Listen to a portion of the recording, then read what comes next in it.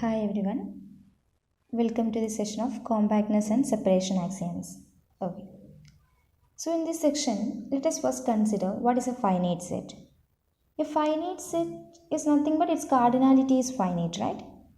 Yeah, a set A is finite means it contains finitely many members. What is a compact set? Suppose we have a topological space X2, a set A is said to be compact if you consider any open cover of A by open sets in X, it has a finite subcover. That means A will be contained in finite number of open sets. So which is the idea of compactness in topological spaces? Okay. So a set is finite means it is contained in it has finite number of elements. A set is compact means it will be contained in finite number of open sets. Okay. So there are some similarity in compactness and finiteness. So actually I can say that the compactness is which is a next level of finiteness, or which is very much similar to finite set. Okay, so now we will see what will happen to the separation axioms in finite sets. Okay, let us see the Hausdorff property or T2 axiom in finite set. So let X2 be a topological space, X2 be a topological space, and F is a finite set, F be a finite set in X. Okay. Let X is a point in capital X such that X not in F. X not in F. Let X2 be a topological space, F be a finite subset in capital X, and X is a point in capital X such that X not in F. Okay. Now assume X is Hausdorff. X is Hausdorff, that means it is T2. It satisfies the T2 axiom. Okay. Then, so we have a topological space X2. Suppose that it is a T2 space. Then you have a point X and we have a finite set capital F. Then, actually there will exist two disjoint open sets U and V such that X belongs to U and F is contained in V. So how will you prove this statement? So for that we are using the Hausdorff condition of topological space. Since it is T2, if you consider any 2 points X and Y, okay, there will exist disjoint open sets U and V such that U intersection, X in U and Y in V.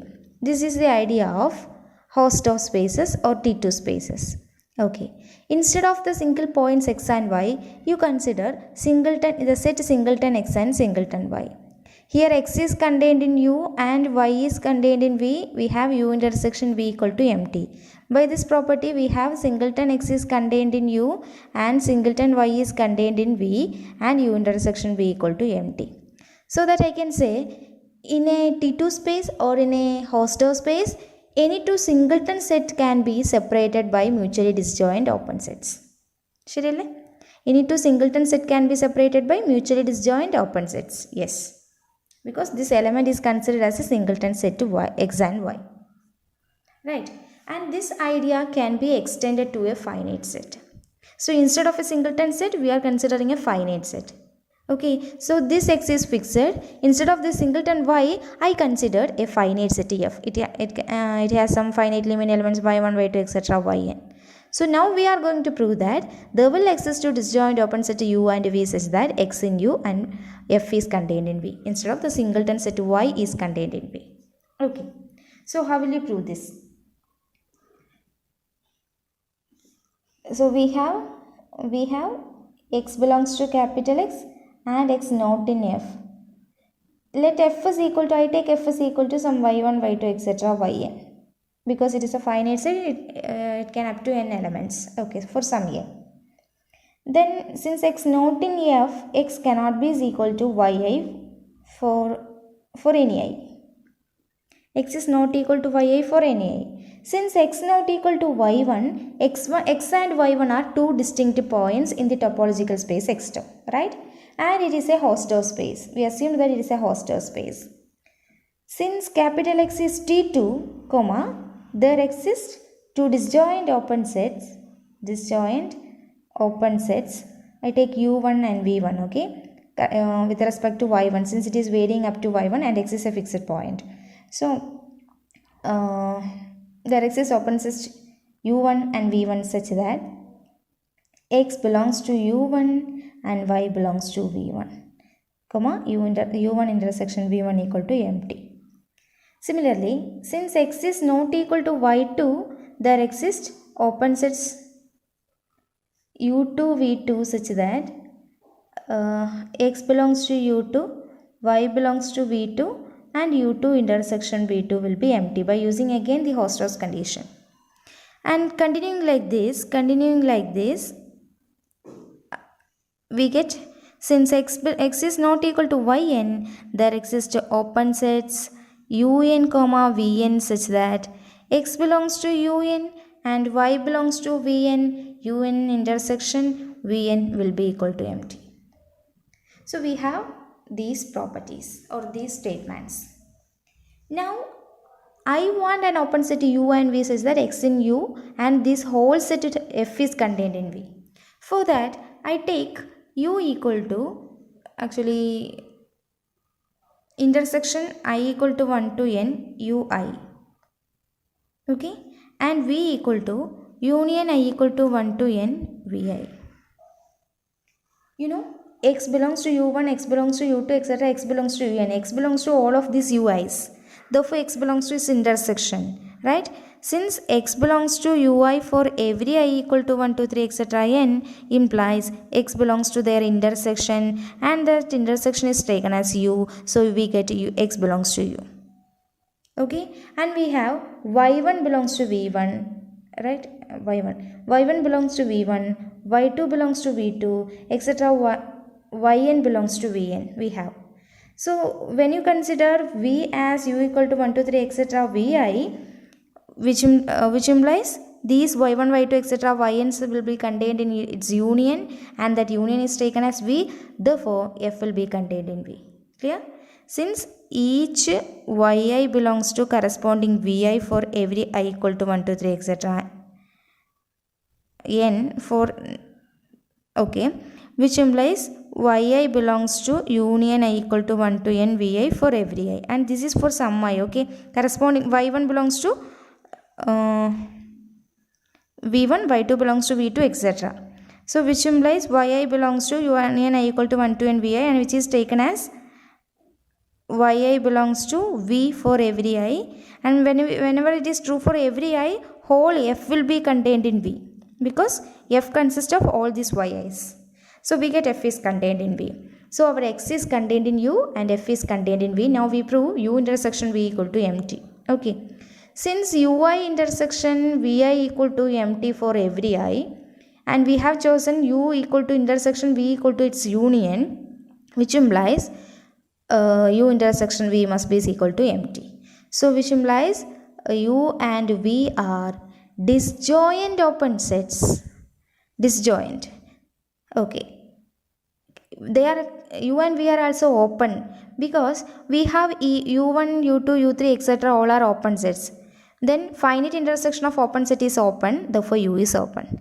Since each vi is open, arbitrary union of open set is open, therefore v is open. Clear? Disjoint. And since each ui for I equal to 1, 2, 3, etc. n is open, and finite union of open sets is open, implies u is open. Okay. Similarly, since each vi is open, their union, right? Union of open sets is again, I'm sorry, this is not finite union, finite intersection, sorry. And union of open sets is open, implies v is open. So u and v are disjoint open sets such that x belongs to u and f is contained in v. That means the statement will be true. What is the statement? When you have a Hausdorff topological space and we have a point x and a finite subset which does not contain the point f, then there will exist two disjoint open sets u and v such that x in u and f is contained in v. which means that in a Hausdorff space, a point and a finite set not containing that point can be separated by mutually disjoint open sets. Okay? So that I can say in a Hausdorff space, a point and a finite set not containing the point can be separated by mutually disjoint open sets. So which is the meaning of previous statements. Okay. Now we will extend this idea about compact sets. That means in a Hausdorff space, a point and instead of a finite set, we are considering a compact set. A compact set not containing that point can be separated by mutually disjoint open sets. So that is a proposition. I will state it. So the proposition says that suppose we have a topological space which is T2 and you have a point X and F is a compact set of X not containing X. Okay, compact set of capital X not containing X. So this F and this F is compact not containing the point X.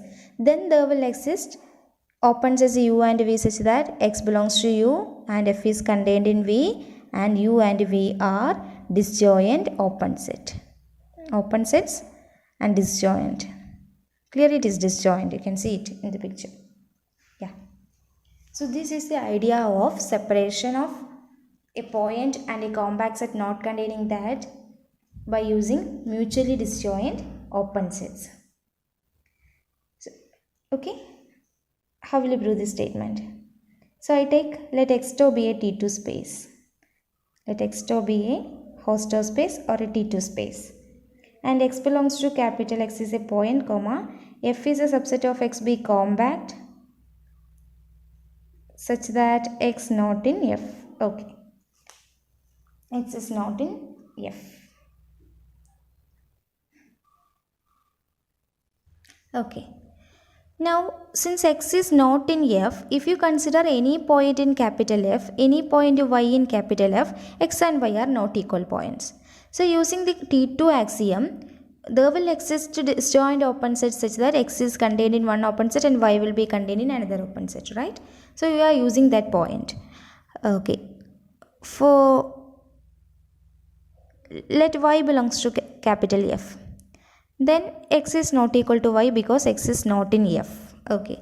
When X and Y are two distinct points, since capital X is T2, comma, there exist disjoint open sets U and V such that X belongs to U, Y belongs to V and U intersection V will be equal to empty. Right? So this axiom can be applied to any element in capital F. Okay, if you are varying this Y in capital F, you get different open sets corresponding to Y. So I take these open sets are represented by Uy and Vy. Okay, and this is some Uy and Vy. Uy intersection Vy. Okay, because if you varying this Y, these open sets will be varying. Actually, this open set is defined with respect to this Y. Okay. Yeah. Then you get, if you consider a point, suppose we have X here and this is F here. Then if you take some Y1 here, X and Y1 are different points. So there will exist two open sets. This is Vy1 and this is Uy1. Okay. Then you take a point Y2 here. Then X and Y2 are different. So there will exist two disjoint open sets Uy2 and Vy2. And suppose this is Uy2. And this will be some Vy2, okay, and Uy2, Vy2 are disjoint, okay. Now then you consider one more point, etc. Then corresponding to each Yi in capital F, I will get an open set Vyi, right? For each Y in capital F, I will get an open set with respect to that point, that will be Vyn. Then varying these Yi's, we get number of open sets in capital F. Then that union will form a open cover for F, right? Yes. Then consider collection of Vy such that Y varying over F. Then it is a open cover for F. And we assumed that F is a compact set. F is a, what is F? F is a compact set. F is compact. Since F is compact, every open cover has a finite subcover, right? Comma, it means this collection, okay, it has a finite subcover. That is, we can choose finitely many open covers from this collection of open sets to cover the capital F. So that we can choose finite number of y1, y2, etc. some yn from this F, whose open set containing that points will cover the whole F. Okay, that is, there exists some y1, y2, etc. yn such that our whole F will be contained in union I equal to 1 to n v y I. Alle? Yes. Okay. Now we actually want to prove that there will exist two open sets u and v such that x belongs to u, f is contained in v, u intersection v equal to empty, right? Now we have f is contained in this union. So I take this union as our v. Okay. So we take v equal to union I equal to 1 to n vi. Okay. But we want u, yes. So for u, I take u equal to intersection I equal to 1 to n u y is. That means corresponding to these y1, etc., etc., yn, y1, y2, etc., yn, there will exist some u y1, u y2, etc., u yn. You consider intersection of that u yi's. Then clearly all these u yi will contain the point x, which is the center point of these open sets, right? Okay, then you consider intersection I equal to 1 to n u yi. Okay, since each u yi is open, finite intersection of open set is open, finite intersection of open sets is open, implies u is open. Similarly, since each vyi is open, and arbitrary union of open sets is open implies v is open. So we get u and v are open sets, and we have f is contained in this union. This union is taken as v, so we get f is contained in v. Now we need only prove that x belongs to u and u intersection v is empty. Clearly x will belongs to u because x belongs to all these ui's. When you construct the intersection of ui as u, then x clearly will belongs to u. Okay, since x belongs to u yi for every I implies x belongs to intersection I equal to 1 to n u yi. So which is equal to taken as u implies x belongs to u. And by choice we have f is contained in v because v is taken as this union. Okay. Now what about u intersection v?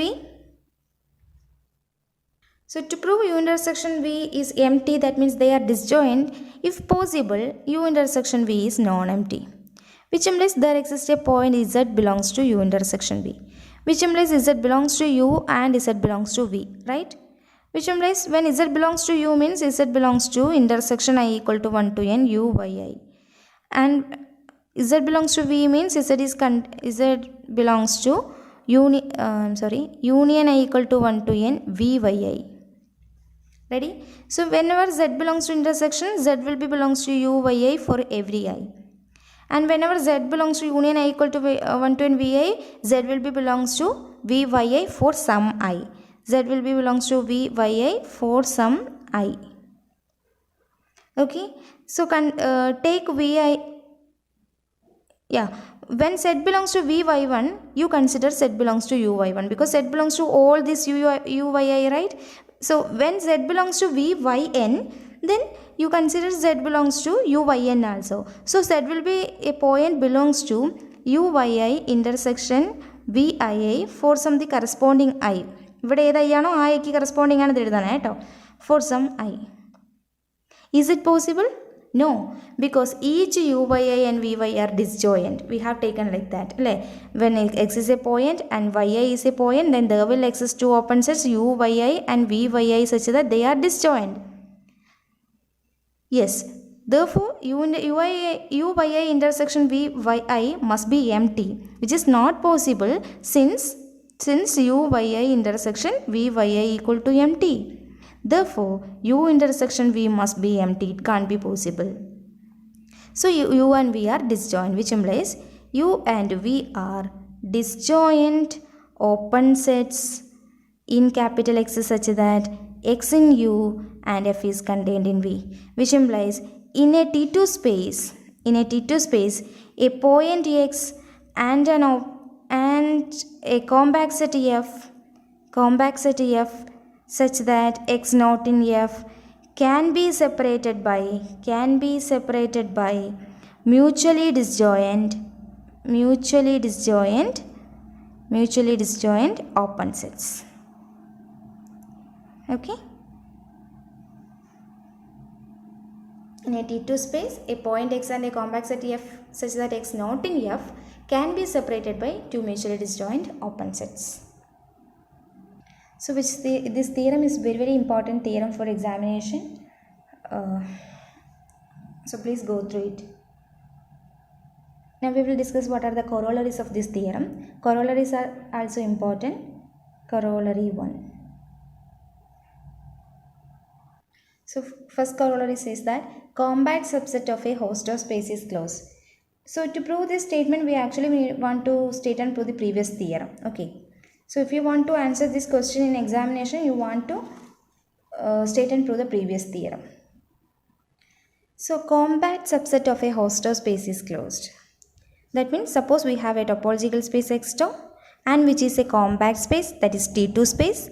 Then we consider a compact set F is compact. Then we want to prove that this set is closed. Compact implies closed. We want a result. So this is our record result. So how will you prove this? So I take let X2 be a T2 space. Hausdorff space or T2 space. Okay, both are same. And let F be a compact set in X. So I take a compact set F in X. Okay. And we are going to use the previous theorem. That theorem says that when a space is T2 space and we have a point X and F is a compact set not containing that point, then there will exist disjoint open sets U and V such that X belongs to U and F is contained in V. We have this result. Okay. So I take a point, let X not belongs to F. So X is a point not belongs to F, where X actually belongs to capital X. Okay. We take a point X in capital X such that X not in F. When X not in F, X actually belongs to X minus F, right? F il complement X minus F choose. So when X not in F, I can write X belongs to X minus F. Okay. Therefore, by previous theorem,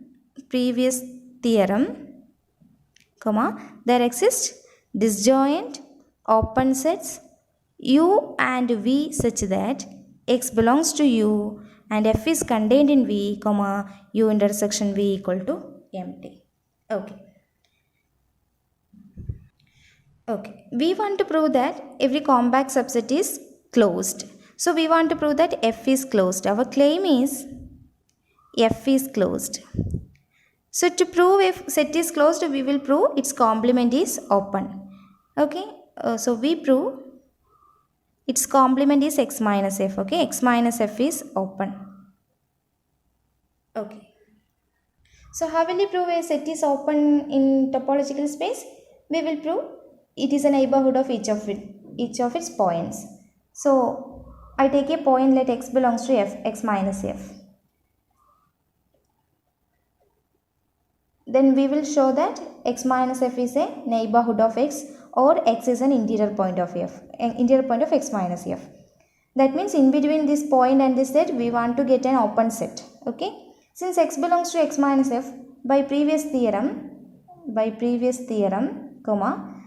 we have X belongs to U and f is contained in V, u intersection V equal to empty, and u intersection V equal to empty. Okay. When x belongs to u and f is contained in u intersection V equal to empty. U intersection V equal to empty implies u will be contained in x minus V. Okay. And we have, since f is contained in V, x minus V will be contained in x minus f, right? Okay. So we get this x minus V will be contained in x minus f. So which implies u will be contained in x minus f. So what you get? What is u? U is an open set. That is, u is an open set in x such that x belongs to u and that u is contained in x minus f. So in between that point and a set x minus f, there exists an open set u such that x belongs to u and u is contained in x minus f. So which implies x minus f is a neighborhood of x. Since x is arbitrary, every point will be interior point of x minus f. Therefore x minus f is open, which implies f is closed. What is f? A compact set. So in a T2 space, compact sets are closed. Compact sets are closed. Actually, this theorem is also proved in metric spaces. Every compact subset is closed in a metric space. Actually, which is this statement will be a generalization of that previous one. And we know every metric space is T2, therefore it happens. So the statement says that in a T2 space, compact sets are closed. Remember, the converse need not be true. Closed sets in a T2 space, we can say that closed are compact. Closed doesn't imply compact. Compact always implies closedness in T2 space. But in a T2 space, closedness doesn't imply compactness. For example, if we consider real line with our usual topology, you know it is a T2 space. We proved that it is a metric space and it is a T2 space. Okay. Then you take Z, which is a subset of real line. Okay. What is Z? Z is a actually Z is a closed set in real line with the usual topology. Because it has no limit points. Therefore, Z is a closed set, but it is not a compact set. It is not compact. So in a T2 space, closedness doesn't imply compactness, but in a T2 space, compactness implies closeness by previous theorem. Okay. Now we will prove the second corollary. Second corollary says that every map from a compact space into a T2 space is closed. So how will you prove this statement? Let f is a mapping from, I take x to y, okay, where x is a compact space and y is a T2 space. Let f is a mapping from x to y be continuous. Okay, here map denotes a continuous function. So let f from x to y be a continuous function where x is a compact space and y is a T2 space. Ready? And we want to prove that this map is a closed map. We have to prove that f is a closed map. How will you prove a map is closed? Which maps closed sets into closed set. If f is closed, then range of f is also closed. Okay. So let f subset of x be closed. We have to prove range of f, that is f of f is closed in y. Okay. Since f is a closed subset,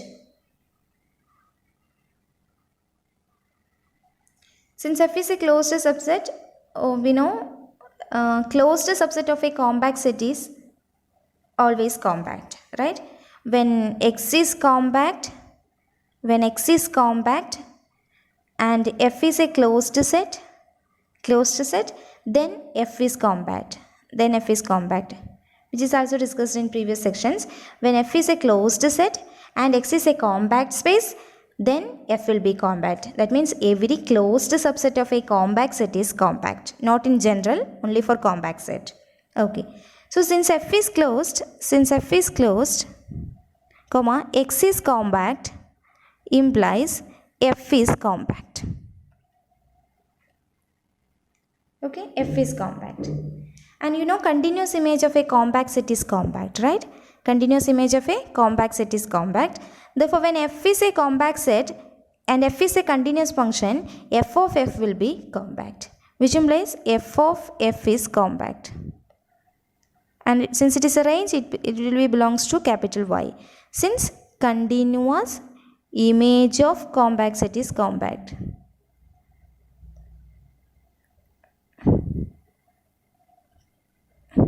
Okay. Continuous image of compact is compact. Therefore, F of F will be compact in Y. Ready? And what is Y? Y is a T2 space. Y is a T2 space. So, by corollary 1, every compact subset of a T2 space is closed. Right? Since it is compact in Y, since Y is T2, comma, by corollary 1, we will get F of F is closed in Y.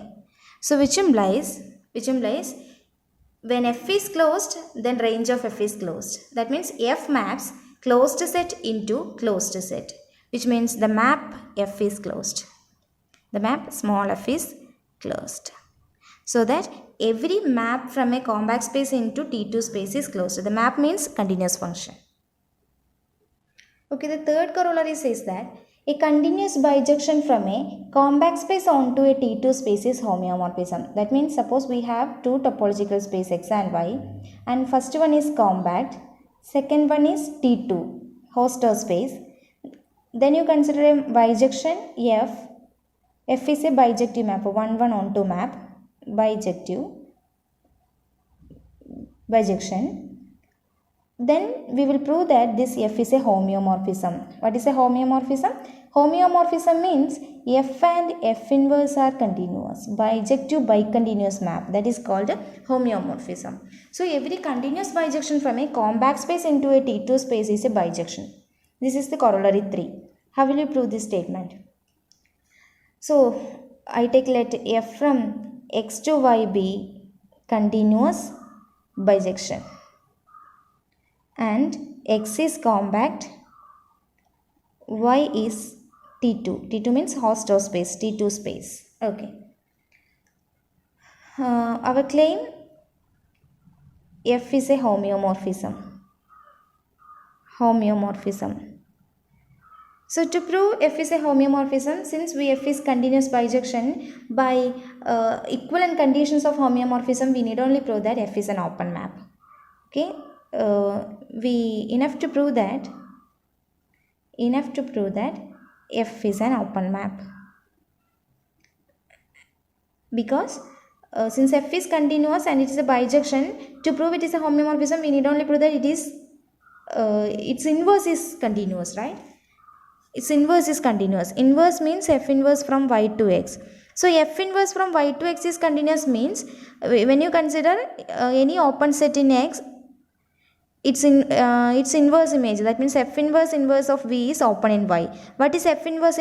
That is F of V. So when you consider an open set V in X, we need only prove that F of V is open in Y. So F maps open set into open set. That means F is an open map. Okay. So to prove F is a homeomorphism, we need only prove that because of F is continuous bijection, we need only prove that F is an open map. That means F maps open set into open set. So I take an open set, let G be an open set in X. Open set in X. So which implies its complement X minus G is closed. X minus G is closed. Okay, by previous corollary, every continuous function from a compact space into T2 space is a closed map. So by corollary 2, whenever a set is closed in our domain compact space X, by previous corollary, its image f of x minus g is closed in Y. Since f is a closed map by previous corollary, okay. So f of x minus g will be closed. So which implies f of x minus g can be written f of x minus f of g. And what is f of x? Since f is a function, f of x is y. So y minus f of g. So this is closed in y. So y minus f of g is closed in y means f of g will be open in y. Open in y because it is a complement. Y minus f of g is the complement of f of g. So complement of a set is closed means that set will be open in y. So we get f of g is open in y. So whenever we get an open set g in x, its image f of g is open in y, which implies f is an open map. F is an open map. When f is an open map, which implies actually f inverse is continuous. F inverse is continuous. So which implies f and f inverse is continuous means f is homeomorphism.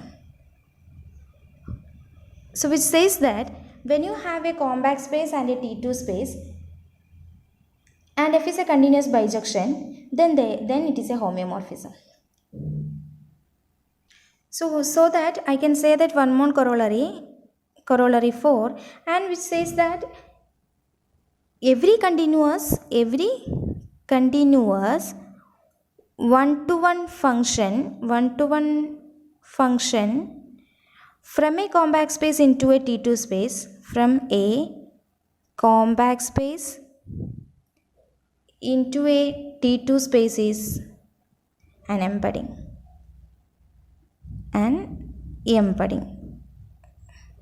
It is very clear from the previous corollary, embedding. So you can also prove it. Thank you.